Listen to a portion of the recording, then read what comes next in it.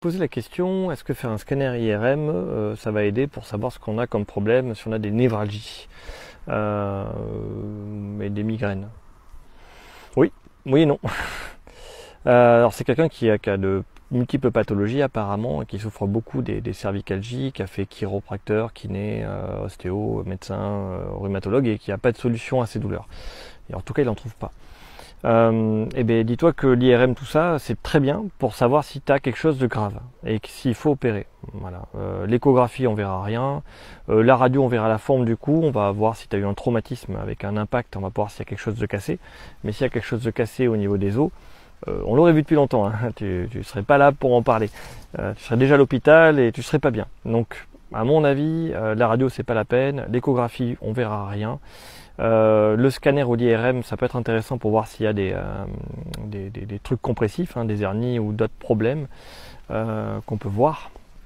Les trucs graves en fait, voilà, ça permet de voir si c'est des trucs graves.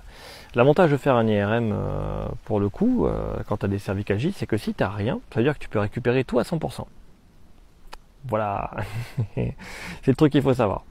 Donc moi en général quand je suis kiné, moi je soigne sans IRM, sans rien du tout. On reçoit des gens d'autres cabinets, hein, ils nous les envoient parce que nous on sait faire le cours, on sait faire ça bien. Et des fois ils y arrivent moins bien, donc quand ils n'arrivent pas à soigner les gens, on les reçoit. Et ces gens-là souvent ils sont chroniques et on leur pose la question, qu'est-ce que tu n'as jamais fait? Voilà. T'as fait quoi comme rééducation? Et surtout, nous en fait en leur posant qu'est-ce qu'ils ont fait comme rééducation, on voit tous les espaces vides et les espaces morts de tout ce qu'ils n'ont pas fait. Et en général, quand on est chronique, avec un problème chronique de cou, c'est des étirements. Des étirements de cou, donc tu iras voir, j'ai fait une playlist sur la migraine et la cervicalgie, où j'en parle. Et là, je suis en train de préparer un document, un e-book on appelle ça, où ça reprend vraiment point par point chaque étape pour soigner la migraine. Je suis en train de faire ça là en ce moment, j'y retourne dès que j'ai du temps, je sais pas, ce soir peut-être.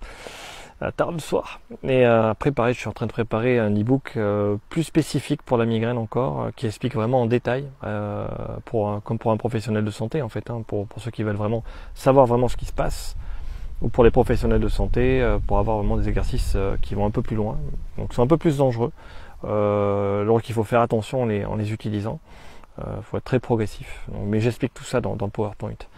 Et puis sur le coup pareil, je vais filmer. Je vais filmer ce qui va bien en expliquant des vidéos qui seront plus longues. Ce ne sera pas 3 minutes, ce sera sûrement des vidéos de 10 minutes qui vont expliquer l'exercice en super détail. Tu auras tous les détails de l'exercice exactement. Donc voilà, en train de préparer ça. Donc en attendant que ça arrive, et en attendant que j'arrive à faire ces trucs super carrés sur la migraine, après je fais la cervicalgie, promis. Je pense qu'il me faut encore une bonne semaine pour ne serait-ce que terminer le document. Donc je pense qu'on aura en septembre. Voilà. Mais en attendant, tu peux aller voir sur les playlists cervicalgie, névralgie, migraine. Tu devrais avoir les exercices qu'il faut pour te soigner. Que comme tu es chronique, il faut commencer par les étirements et du renforcement. L'exercice du ballon, c'est bien. Le ballon contre le mur, un basique.